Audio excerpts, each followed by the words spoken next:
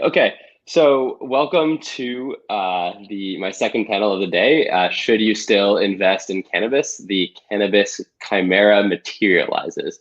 I'm here with Mitch Baruchowitz of of Merida Capital Partners, and he is going to give a little overview, and then we're going to launch into a live interview. So I will kick it over to Mitch now. Hey, thanks, Jeremy. It's no big deal that you mispronounced one of those. Baruchowitz and Merida are a tough one. I mixed them right up, so yeah. Right. Well, first, I want to tell everyone that last year, as much as I was asked on the panel to speak with you last year and impart knowledge, that I actually learned a tremendous amount about the luxury category, about the wonderful brands emerging. And I think Luxury Meets Cannabis is a phenomenal venue to really dive into some of the issues that are specific, broad, Bobby Brown, Frederick Fekkai, some amazing speakers really laying what the future looks like in a normalized cannabis world, which is something we all really are gearing up towards. And it's really important to understand the investment landscape because it feeds into whether there's going to be capital available for growing businesses, whether businesses will be able to find ways to enter into new categories, grow. Obviously, everyone's always focused on economics either way, and in cannabis, it's been a remarkable run. But I just want to really say how much I want to thank Jonathan and Jed for really bringing this to my attention last year. I think it was really fortuitous that I met them and that I've learned a tremendous amount about luxury and also general branded elements, because Merida was really one of the brand skeptics. I think we were wildly known early on in the space of saying you should avoid brands until there's a more developed ecosystem. And it's kind of interesting that the last year has actually led to just an amazing world for brands because of the maturity of the space. If most people remember, since the last Luxury Meets Cannabis, we've had a vape crisis where no legal products were seen to have caused it. But at first, it wasn't clear if legal products were actually in any way responsible. And also just a lack of capital available for businesses coming out of all the hype of 2018. We ran into the capital crisis at the end of 19 from the vape crisis and just from a deceleration of certain businesses. And I think it's really important to understand that macro and the micro. So given that I'm here to talk about should you still invest in cannabis, one thing I can reassure you, I've never been more excited about investment in the cannabis landscape for a tremendous amount of reasons, some of which I'll cover, others that you just can't cover everything in the space. But let me talk first about why I think the macro landscape is so amazing for cannabis. Everyone right now is talking about the MORE Act, and that's important. And I think federal legislation is really important. But look at where the industry has come on a local basis. And all the federal government has said is simply through the Cole memo and other guidance, we're not going to enforce federal law. So even without a federal law, look at the conference today, look at the beautiful luxury boxes that they provide, look at the companies doing, look at the market caps and the growth. All of this is happening on the local state level. So it's really important to kind of understand where the activity is happening in cannabis, and it's still happening on the local level because CBD has been legalized for quite some time now, and it's more chaotic than ever. So it's not like the federal legislation is some type of panacea that just solves every crisis. That's why when you and I were thinking of what should be a great title for this for this talk, I said I think we should talk about a chimera coming into fruition because of how challenging cannabis has been. It's a mythical figure that's difficult to understand. It's a conundrum. So I do think that the federal legalization has some interesting impacts that I know that you and I want to discuss, but let me just highlight a few big things. The first is there's clearly going to be a destigmatization of cannabis generally. We know that CBD has already largely destigmatized because of legalization, and we know that a lot of organizations, people, the whole mindset has changed around CBD since that legalization. So I think you're going to look at not just an area that I've covered widely, which is the transition of illicit market users to the legal market. You're actually also going to find a new consumer growth that's probably double the existing growth right now, which is only about 3% of new consumption. You can see it in the 5, 6, 7 range, which is incredible for if you think of an industry generating not just 7% of new consumers, but transitioning another 20% of its active base of consumption into the legal market. I think access to lower cost capital for virtually every operator is going to be a phenomenal thing because cannabis has largely been expensive. And then the third is, and it's an area that's not widely covered, but people in the luxury category should definitely take note. Research and development is really just at the beginning of the beginning because of the federal illegality. And I do think you're going to see a much more sustained push to develop more categories, more pharmaceuticalization, more medicalization, productization, and other deconstructions of the cannabis plant that are going to lead to better products, stronger products, more specific products that serve everyone up and down the category chain. The last thing I'm just going to say is it's an area that we've covered widely, which is the thing to still focus on is the shift from illicit consumption or illegal consumption to legal consumption.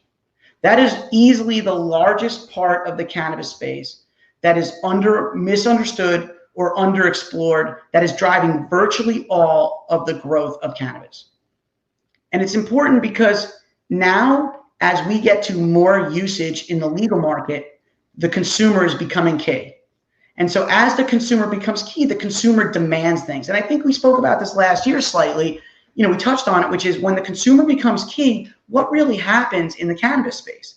Well, you're going to get lower end categories. You're going to get higher categories. You're going to get Whole Foods and you're going to get C-Town. You're going to get a lot of different varieties of things that people want. And so we think that when you look at what's really the improving fundamentals and all of these things that happen for businesses, what does that mean to the consumer? And you know what it means? It means that the four things that we value most, aside from price, are going to be driven by the legal market. And you know, this is called the consumer quartet. It's a Merida construct, but I think it works well, which is choice, access, quality, and safety, which we call the CAX system, right? When you have those four things and the prices are close to the price of the illicit market, within 20%, the transition goes on hyperspeed. If the price is too high, you're not going to see that transition happen quite the same. But I think because consumers are driving things now because of this normalization, consumers are demanding luxury products, they're demanding edibles, they're demanding low dose. The consumer is driving something, and that's not what we saw in the first 5 to 6 years of early cannabis. We saw companies putting out products and doing product marketing and product research right on the shelves of dispensaries across Colorado, Washington, Nevada, California, etc. And so with that, I think, I don't know, I'd love to just go back and forth. You know, I could talk all day, but unfortunately no one wants to hear me talk all day. Yeah, no, let's do it. So Mitch, one of the things you brought up was the continued prevalence of the illicit market, right? Consumers still decide to buy products on the illicit market, whether it's convenience, price point, or whatever the reason may be. Right. So Mitch, in your mind, you're an investor, you know, how does this change? And with that, you know, what types of products are consumers buying that may still better be served on the illicit market? Well, you know, it's interesting. So I'm going to answer this in two ways, and I think it's going to touch on another area that I know everyone wants to hear about, which is how has COVID changed the landscape? Mm-hmm. So let me cover those together because I think they're actually intertwined in a way that maybe, you know, people who don't live and die by this and have 20 people just constantly jamming information at them may not be able to see. So when you think of, there is no product in the illicit market that is better served than the legal market.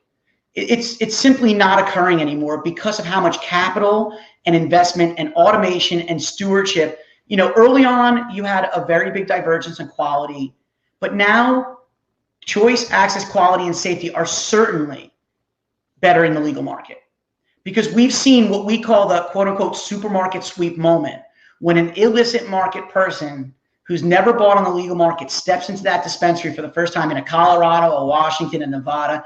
You know, it's like if we had a private camera on you, Jeremy, the first time you walked into Planet 13 in Nevada, who knows what was happening there, but I'm guessing a lot of products left the shelves, right? Big smile on my face. Yeah, supermarket sweep, right? It's that moment at the end of supermarket sweep where you have a minute to fill your bucket with as much things as you can.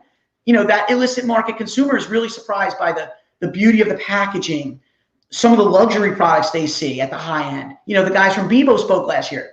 You don't get that in the illicit market, right? You're talking about edibles that are microdosed to such precision levels that you can talk about onset and microdosing below 5 milligrams, things that you just aren't going to get the specificity of because of the capital that's now being invested in the legal market.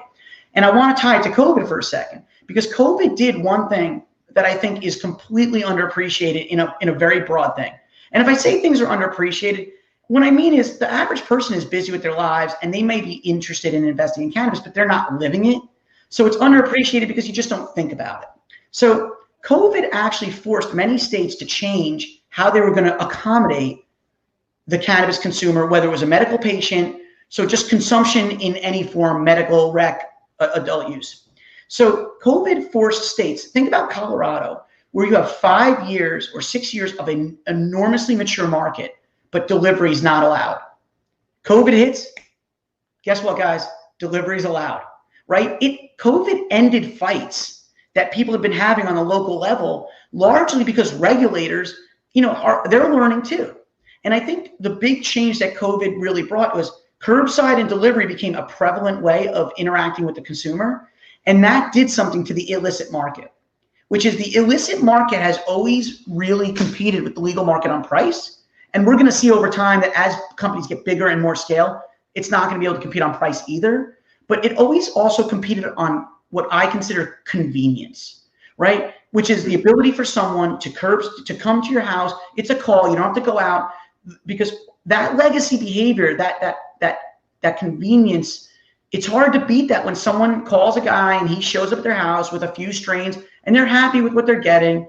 But now they could do curbside, they could do delivery. So the convenience that the illicit market, the way that it fulfilled people's needs, COVID ended fights that allowed the legal market to now provide that same legacy experience, but with all of those other things, the quality, the access, the safety, the labeling coming out of the vape crisis.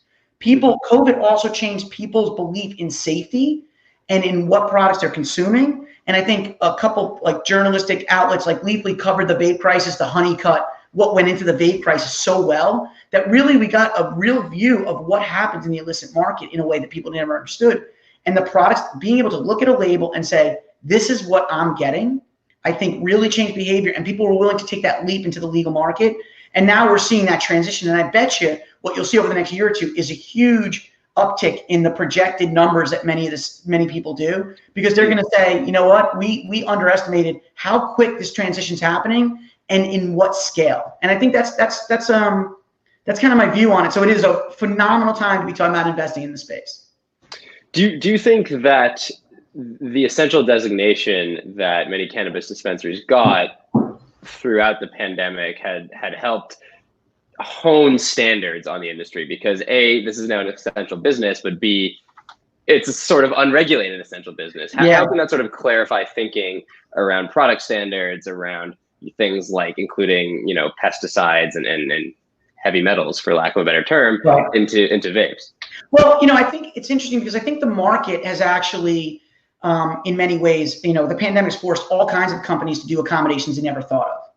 Whether it's how much volume, people sitting outside where people congregate, how they deal with people that are waiting around, curbside delivery or curbside pickup of virtually everything. I mean, you can pick up a Dick's, you can order sporting goods and get curbside. That never happened, right? But I think the essential designation, only one state actually very quickly designated its adult use dispensaries as essential, and that was Illinois, which was interesting. And Michigan had a little bit of an ambiguous oversight for a little bit. But I think the pandemic has made people much more thoughtful about how they treat their employees, about how they think of products. People were starting to shift. People don't want to smoke. They thought their lungs could be affected and make them more vulnerable.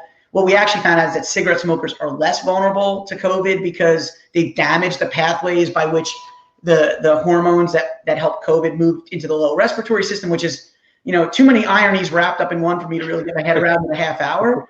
But I do think the essential designations really exemplify two things that people should really know, because in the future, you're going to see this drive value. The first is that you really got a much more considerate and thoughtful view of cannabis as a business. It is a medical business to many people across many states. And I think regulators actually saw that and were responsive to it. And it really, in many cases, should give people a lot of comfort that when the federal government changes the laws, and they're going to change eventually no matter what, right? We used to say to people like, when does it get legalized? We don't know about legalization, but there could be a descheduling, a decriminalization. There could be many factors. And I know we were saying it way before it was fashionable to understand the 9 different ways it could be legalized. But the other thing, and I want to note this because it may, spur more talking points or something if you want to talk about it, but it's something people should think about, is there's also been a tremendous shift in the cannabis space over the last 3 years, where many states now have a professional regulatory body that oversees cannabis, as opposed to the guy who lost, the rock, paper, scissors at the Department of Health and had to oversee the program. Early cannabis regulators were literally a guy lent to the program from the Department of Health, the Department of Pharmacy, wherever, right? And so, the last couple of years, that professional regulatory body means that you have a much more knowledgeable regulator who understands the industry a little better, who has relationships where he can get feedback. He can go to other professional regulators and ask them how they're dealing with their stuff. He can go to the NCIA, the MPP, the Drug Policy Allowance, the Last Prisoner Project. He can go to a variety of resources and get data, New Frontier Data, BDS, Headset. He can go to so many different places to get information on how he should look at his program or she should look at their program, right? Shilling Title in Massachusetts, a great example of a regulator who's been incredibly responsive to the needs of the industry on a daily basis. And I think that is a fundamental change that you may not have seen before COVID, but now it's front and center because the regulatory response to crisis was so good for the cannabis industry and for not disrupting the supply chain, that when it's not just enough to say this is what happened, we should also try to acknowledge the whys so that we can extrapolate more value created decisions in what the future may look like. So that's a perfect segue.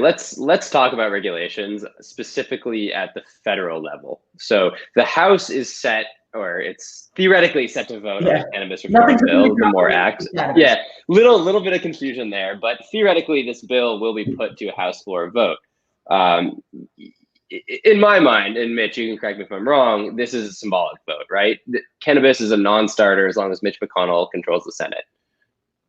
That being said, what kind of signal does it send both A, to the industry, and B, to society at large that the House is putting this to a floor vote? It's literally going to be debated on Capitol Hill, and this is cannabis. Right. Well, I know you read my Twitter feed, so you know a little bit of what I think about this. But, I do think it's symbolic, but you said it. And, as you know, if you ask companies about space, I never correct anyone. So, we're good there. I think it sends a tremendous signal in three ways, right? As I said before, it sends a signal to the capital markets. It sends an event, a sort of a inevitability signal. And the other thing is, I think there's a more intangible signal it sends, which is it says to institutions, whether it's agriculture or pharmaceuticals or medical, it says you can now start to think more specifically about how you're going to engage in the space when eventually we bring down all the barriers. I think it's symbolic, and actually I was making a joke to my tweet because I think the tweet that that I said, which was, some people thought was provocative, but I said there are a lot of people on the ground floor in states, and just as one example, people with big voices like an Alexandria Ocasio-Cortez, Chuck Schumer, right, who have a tremendous national profile, who have literally done nothing in their home state. And I'm not knocking them. This is pervasive across cannabis, but people with these big national voices who haven't turned around to their governor and said, when are we going to get our house in order locally? I understand that federal is, it's a big thing, and it's great for the sound bites, and it's great for the TVs and everything. But the truth is, if Chuck Schumer said, I'm going to sit down and work with Andrew Cuomo, right, Governor Andrew Cuomo, on a New York bill, I can't imagine that wouldn't have advanced the New York process better. If AOC did that, I can't imagine it wouldn't have helped more. Right. And so it's great to vilify Mitch McConnell. And I don't even get into politics. Everyone who knows me say I try to avoid it like the plague. I think it's something that's better off left to people you just want to fight with naturally. There's just going to be no agreement. So I think, but sticking to the macro on it, I am a little surprised and maybe slightly disappointed that people have sort of demagogued this instead of saying, hey, you know what? I care about this issue. I care about the people in jail. I care about that minority businesses haven't had a great opportunity to participate in a broader way. I've tried to undo that with my own I2 program, which is deeply integrated across the space. But I am surprised that more impactful local voices haven't said, we're going to work with the governor. I mean, Jersey is another example where just don't get the engagement with the national politicians. And that's one, I would say that's the downside of federalism, where, federalism is about this, the big local presence and a federal presence. And I'm actually kind of disappointed that more federal or central figures in our federal government haven't stepped up locally to try to drive it forward a little more. And I tweeted the same. So I guess I'm saying in private in front of 500 people what I said in front of 6,000. So your point on demagoguery is well taken. Politics notwithstanding, but that sort of segues into my next question very well. I mean, Chuck Schumer gave an interview to Leafly saying, a vote for Democrats is a vote for legalization. Cannabis legalization was left off of the official Democrat Party platform under Biden. Biden himself, while, politically supporting legalization might help him, he's not quite there yet. And he's a guy. Well, you have to tell me where exactly he is, because he's come on all sides of that issue. Exactly. I mean, it's an open question, right? I mean, he probably likely will support decriminalization if, sure, polling holds true and he enters the Oval Office. Yeah. But, he is not banging the drum on this. He has never supported legislation on the floor. In fact, he supported legislation in his past life that has hurt those who tremendously so, partake in the industry, right? Yeah. And so, as an investor, Mitch, how do you prepare for that uncertainty, right? If the Democrats win, the conventional logic is that this is good for cannabis. Yeah. Look, I think of myself as a deeply strategic thinker, and you and I have had enough conversations where I hope you agree. Yeah. The multi-dimensional chess that politicians play on issues like this is mind-boggling to me.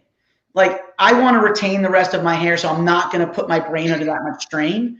But it is hard to imagine the twists and turns of, I'm not going to support it on the platform, but a vote for us is a vote for, I think maybe the Democrats think that if they come out too strong in favor and they win, then they're giving the Republicans an issue to the midterms. I don't know. I think, honestly, it's too many twists and turns.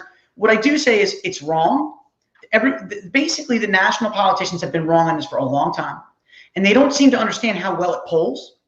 And so their calculations, this is one of those times where the right thing to do actually lines up with the political calculations in a way that doesn't make any sense why someone wouldn't get behind it. I mean, just talking about giving doctors more research and development so that they can have another arrow in their quiver. But as an investor, and I'm segueing into that, is I think that, what Merida's done is we've really tried to invest in two types of businesses, and each one responsibly kind of is prepared for a world where the barriers are just lower. Right? We invest in businesses that either remove friction from other operators' businesses. Those would be like the ancillary companies like a GrowGen, a New Frontier Data, a Simplify as a compliance tool, a MainStem, which is a procurement tool that goes on people's desktops to get better products. Those are companies that remove friction are pretty easy to find in the ecosystem. And then we invest, secondly, in a much more difficult category, which is companies that don't have natural friction to their growth. And I think that's harder to find because you have to understand where the friction is. And I do think as an investor, if you're investing in a place where the friction is low, then when any federal barrier comes down, those companies are going to have a tremendous 2 to 3, 4 years while the the federal state program kind of syncs up. And I really think that those companies are going to be wildly successful. And so it's much harder to find those. But I do think as an investor, you do want to kind of understand what are the things that can stop you when the federal legislation changes, so that when it removes, you actually understand if you're investing in the right place. I mean, if you're investing in a business that provides some friction removal, but the federal barriers coming down, like a pay system or something that is just normalized across 100 industries that probably do it better than just the specificity of cannabis, may not be a sustainable business model in a low barrier business. So we try to invest in these companies where we're really putting a deep thematic and specific lens on, does it actually do better or worse in a normalized, no legal friction, because the legal friction is the first thing that's going to go, right? And the capital friction. And so that's kind of our view on how we position for that. So let's talk about that capital friction. Obviously, last year, 2019, was really tough on cannabis across basically all the sectors. In the public markets, whatever index you want to take, right. They dropped up to 90%. In the private markets, a lot of startups after this, Series C, Series D rounds, they didn't have really much capital to tap. Mitch, in your view, I mean, how are things turning around now? And how are cannabis companies able to tap capital markets in maybe a more meaningful way now than this time last year? Yeah, I mean, like I said, from just the LMCC of last year to this year, and that was September. I remember you and I, it's been a year. It's crazy. It's Yeah, September 20. Like we're almost a year. time flies. I'm feeling old, but I think the capital markets have really started to look and say companies with defined profit pipelines, and you're seeing maturation of businesses. So 18, the vintage of 18 was just too much loose money supporting businesses that just blew through that capital so quickly. And I think 19 was a return to sanity, and 20 has been this fine-tuned return to sanity, maturing businesses. It's actually a great ecosystem to invest in because you're looking at businesses with much more definability, much less aspirational qualities to them. The ability to actually give you, instead of like in 2018 when we got decks that talked about 2022 numbers as the first time of profit, we're getting companies that are like, I'm going to drop them next week. I mean, one of our portfolio companies, CB2, is a small ancillary company that has been profitable for a quarter and a half now. And so companies are coming out of that, uber difficult, friction heavy business, and now they're showing maturity. I mean, look at many of the public MSOs growth is so stratospherically high that now you're understanding like what what the net margins are, and the numbers are staggering. I mean, name an industry where you can invest in a 30, 40%, year-over-year CAGR. And if you're in the right parts of that CAGR, you could be in the 60s, 70s, 80s. The luxury category is going to have a CAGR of over 100 for at least 2 to 3 years because it's so nascent. So, I mean, the capital markets are recognizing that, and you're seeing things get done again. I mean, for us, it was a great early 20 was kind of an interesting time to invest because right before COVID, it looked like things were starting to loosen up, and then COVID just tightened them up again. And I think through COVID, you really start to see some business models emerge, new models. MSOs are doing so much better. They've really shown better performance, more leanness. The SG&A has been sucked out. Obviously it's disappointing that so many people had to get laid off, but cannabis companies for 2 or 3 years, there was like no layoffs across an ecosystem that was hiring 20,000 people a month. And so you're just not going to, you're not going to have 20,000 rock stars in every place. And I think you're seeing better employees, that culling has really made it so that, companies are really running incredibly strong. At least in our view, you're seeing this might be one of those windows where you have a 6 to 8 month window where the regulatory tailwinds, not headwinds, what I said there, the regulatory tailwinds haven't quite kicked in yet, but you're still seeing this massive growth just because of that transition from the illicit market. Yeah. We have just about 30 seconds left, so I'm going to try and sneak in one more question here. Mitch, in your mind, for growth stage cannabis startups, let's say they're not ready to go public, but they need to raise $100 million. Where is that pool of capital going to come from? You think 100 million is growth stage, or are you talking about every company combined in the entire space? I'm talking about every company combined. Okay, fine. Because 100 million doesn't sound like a growth stage startup to me. But, where's that capital going to come from? Well, this was the problem in 18, and here's what we're seeing in 20. That capital in 18 was coming from entrants who were just wildly excited about the space. Now it's coming from people who either are existing entrants like a Merida. There's a lot more vehicles out there. There's a lot of peers to Merida now. There's probably 20 or 30 funds that are probably doing a great job of collecting capital and being good stewards.